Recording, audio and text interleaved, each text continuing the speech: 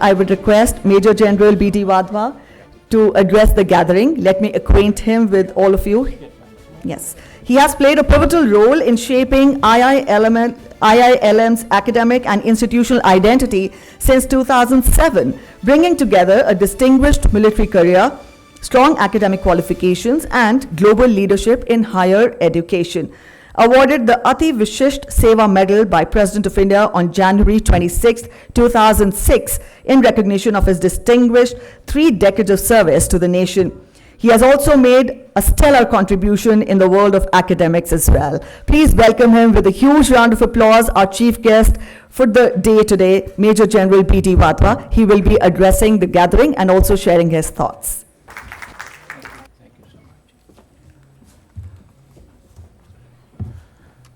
Good afternoon, ladies and gentlemen. Well, the tone which was set by Professor Rohan and the blazing trail which he set and the standards which he went to, I think it is, I have no words to express my gratitude to him for the great job done for our meeting this morning. Well, as far as I'm concerned, my background is totally different. Well, I joined the Army in the National Defense Academy at the age of 15 and a half. And at the age of 19 and a half, I was a young officer. And then went through that for 37 and a half years. But thanks to the people of India and thanks to the Indian government, that having joined as an 11th standard pass when I retired in November 2006, I was holding 3 masters with me. 2 from India, 1 from abroad. And that brought me to the academic sector. And for 19 years, I have been with IILM. Retired on 1st of May, and now the Pro-Chancellor Emeritus. So I'm going to be speaking from the heart in a tone which might be a little different from what the other speakers have been speaking. And permit me to do that, really. I'll start with the United Nations Sustainability Development Goals. And why I'm going to do that is that I had the privilege to attend the very first PRME meeting, Principles for Responsible Management Education, in the United Nations UN Global Compact. So we had 6 such meetings, and in the first meeting from India, it was IILM, it was TAPI, and it was an institution from Mumbai. 3 of us represented India. And it went on. By the time we came to the 6th meeting, we were nearly through with our planning and thinking on sustainable development goals, which were adopted in the year 2015. And I'm lucky to have had an opportunity to be in the UN General Assembly in the presence of the Secretary General, Ban Ki-moon, and at that time we adopted these Sustainable Development Goals, which 17 of these goals were designed to achieve a better and a more sustainable future by 2030. These goals encompass every aspect of human life and its sustenance, and those of you who have had the privilege and the opportunity to go through these goals, you would have appreciated that not only education, the industry, the corporate sector, the health sciences, every aspect, the energy management and so on is covered, and it's worth going through those goals. We have come a long way since 2015. And with just 5 years to go, that's what the UN said, that 2030 they would be carrying out a review. And they expressed tremendous amount of optimism that by 2030, a lot of work would have been done in this globe, on this globe, to achieve some of these to some standards, including zero poverty. Well, as far as I'm concerned, an overall assessment, and many agree with me, does not appear to be anywhere close to the happier picture that the United Nations had visualized. The globe, this world at the moment, is in a state of turmoil. I don't have to elaborate on that. It's in a state of uncertainty. It's in a state of conflicts and military alliances. Of late, a lot has happened. Having said that, I get on straight to the SDGs, which concern education. So I'll speak a bit on education. Some of these goals pertain to redefining education for sustainable development into action, to foster skill development, innovation, and 21st century competencies. We have taken a step in the right direction by evolving the new education policy, and I'm sure you've all heard about it, 2020, that duly accounts for and takes into consideration rapid technological advancements and globalization, necessitating a fundamental shift in education, compelling education systems to equip students with skills required to navigate the complexities of the modern world. This is in tune and aligned to the 6 principles of PRME, which were evolved under the aids of UN Global Compact, which I just brought out. Swami Vivekananda was quoted by my very dear friend Rohanji, and I would like to quote him too. Swami Vivekananda believed and propagated that the future of any nation solely depends on the development of its human resource.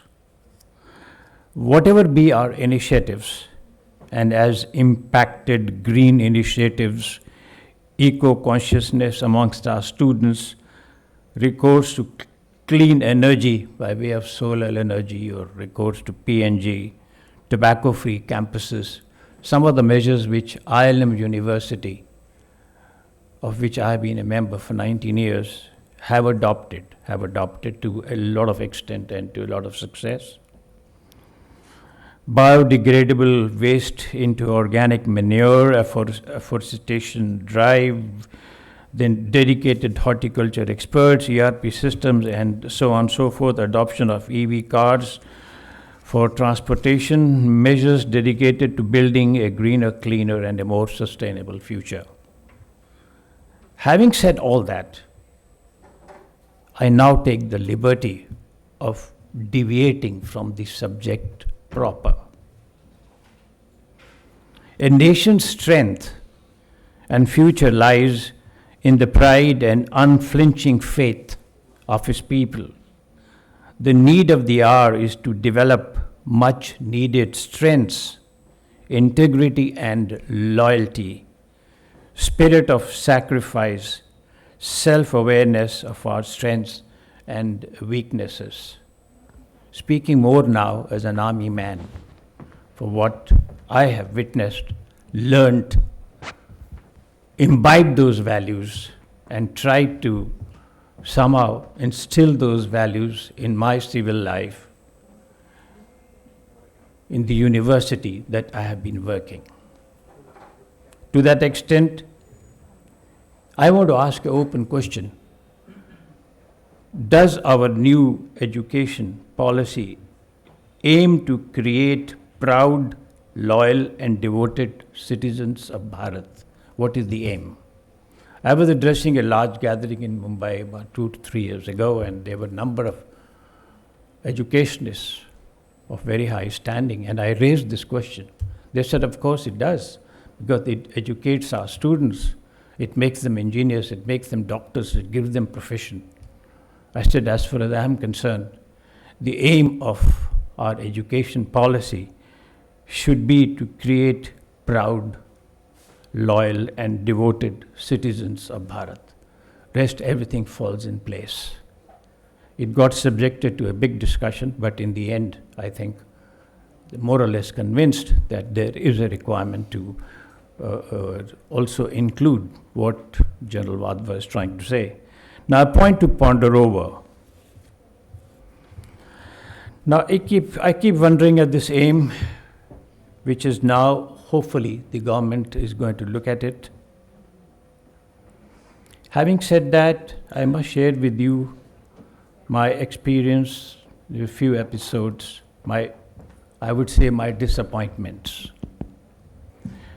I've had a lot of opportunity to travel all over India and for admission purposes, attend seminar, interview students, at the same time visit lots and lots of private universities, not government, address the students, ask them questions. It's been my favorite hobby that whenever I go around, including my own university, I walk into a class and I ask them many things. I ask them questions concerning more about our nation than anything else.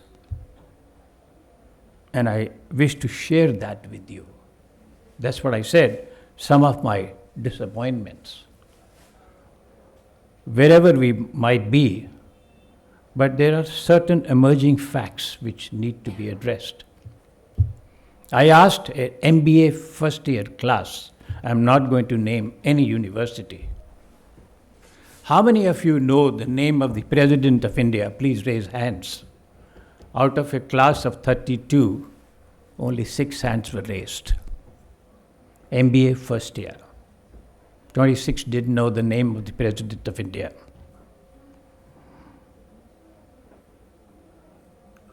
During one of such visits, I walked into the classroom along with the dean of that university and I said, permit me, that's my style of working. I asked the students, how many of you have heard, how many of you have seen the Republic Day parade, which is something the world sees, which is something we're also proud of? 50% hands. And I think I recall it was BTech second year. I said, why 50%? Why don't you all watch this parade? Reply. So it starts too early in the morning. The same reply was given to me when I asked a question. How many of you have heard the Indian Prime Minister speak from the Red Fort on 15th of August every year?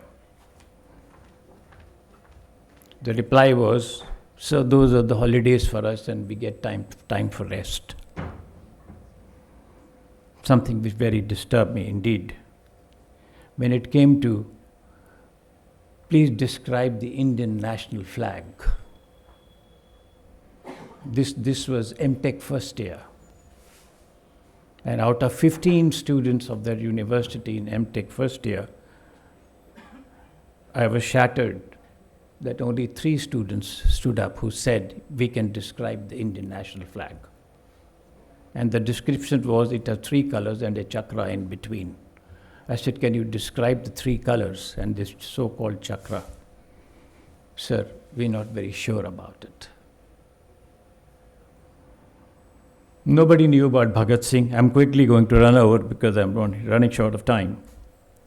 And now let me tell you, traveling northeast, traveling south, I did raise questions about how many of you have heard about Rajghat.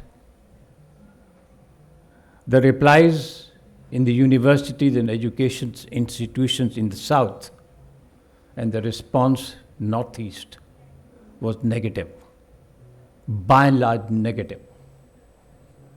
Sir, we have not heard about Rajghat, but those who had traveled to Delhi and had been to Rajghat, they knew about Rajghat.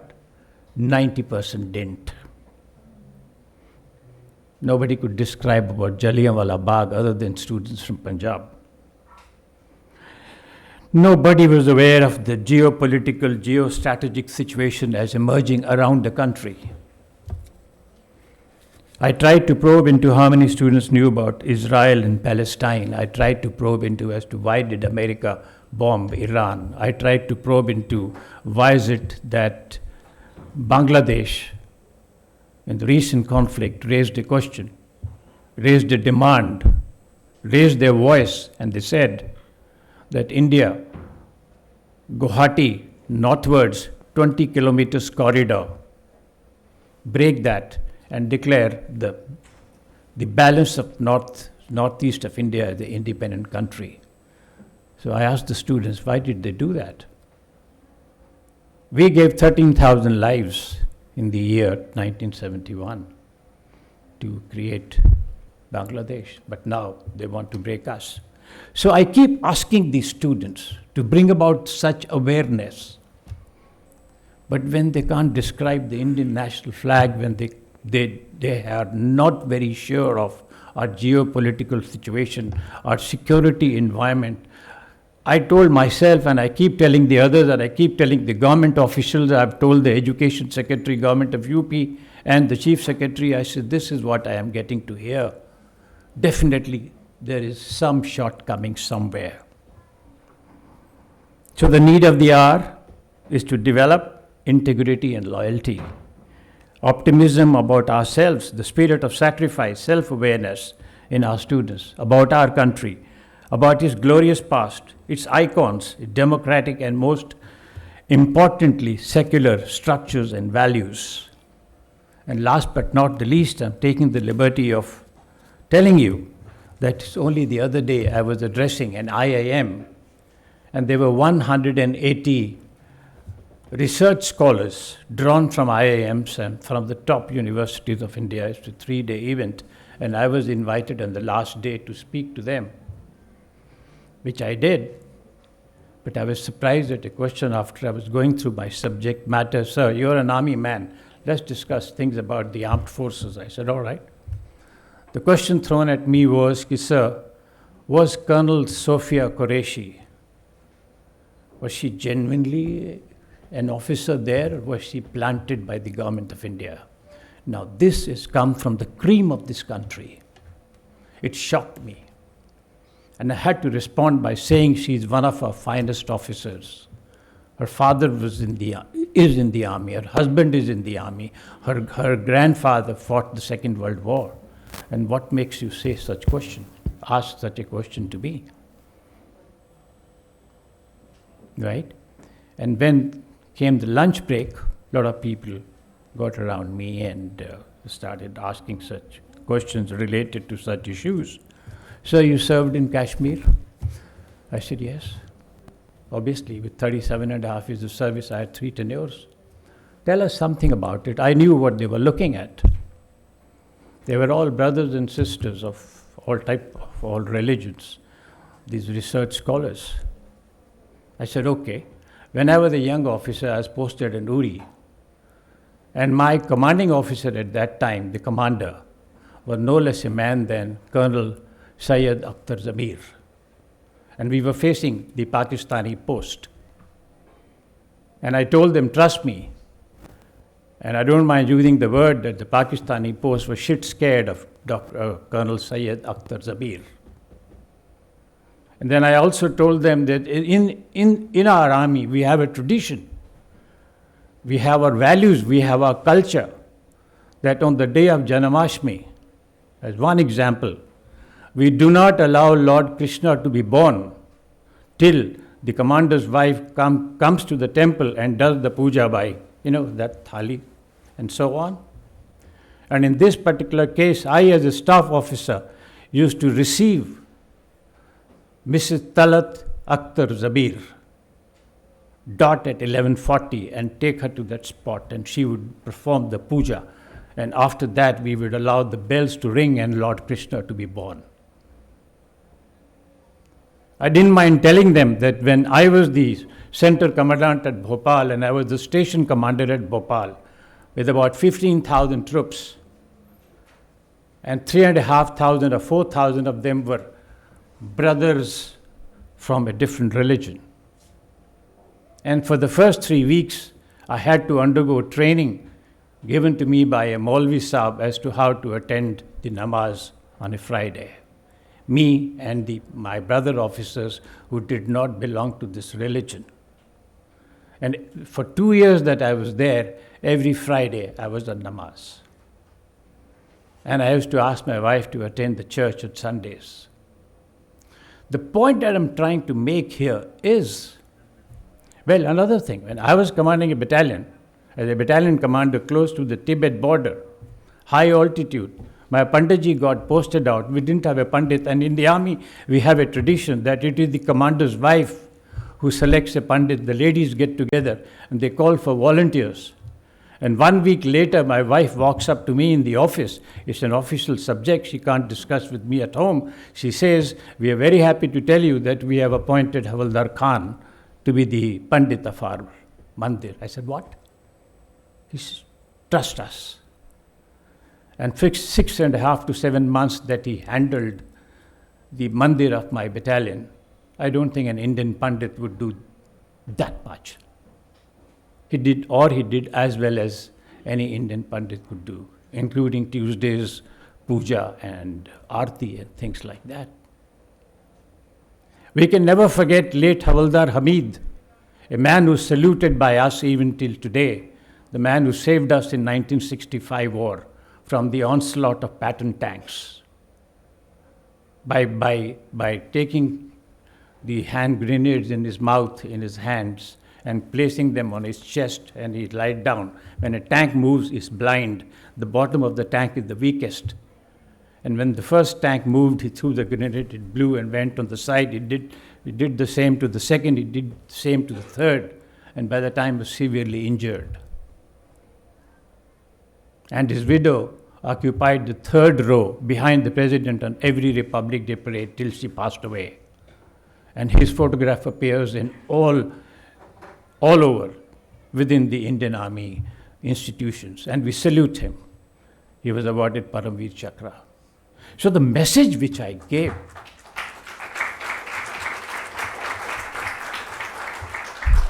the responses came from them, "Sir, there's so much that you have told us today, so much that you have told us today. We didn't know about it."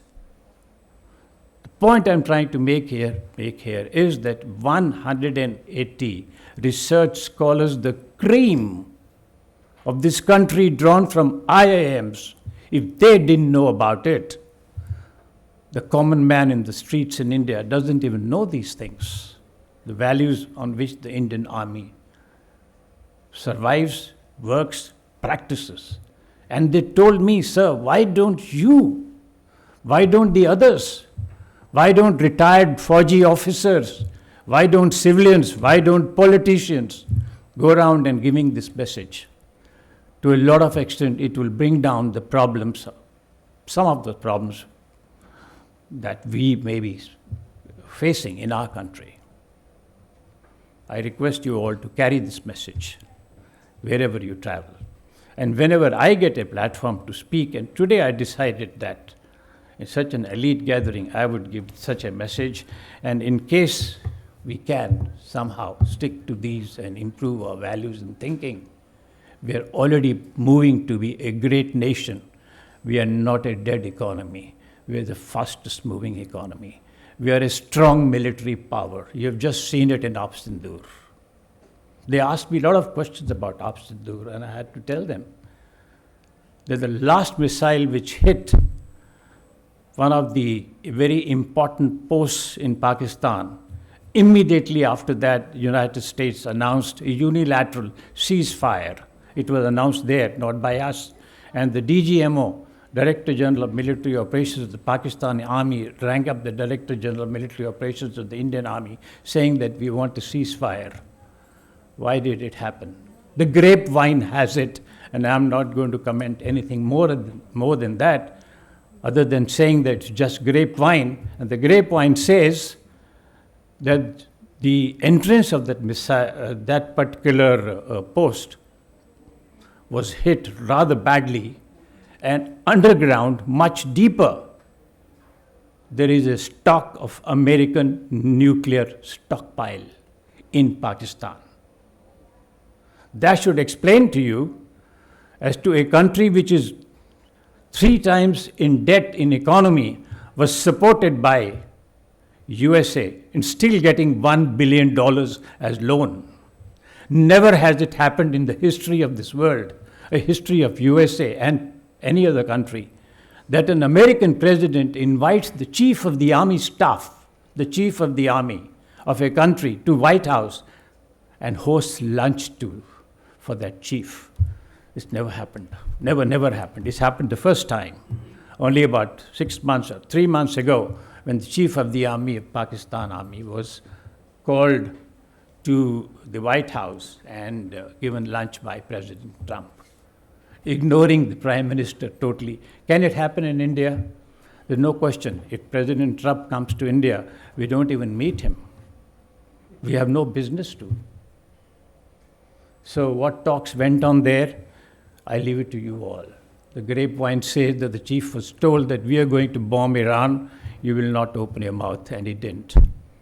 And they have just entered into agreement. So these are the things which I'm trying to tell you is, I'm 78 years old, and I made it a mission of my life that for the balance of years that I live, I will address gatherings as many as I can and try and bring out these things.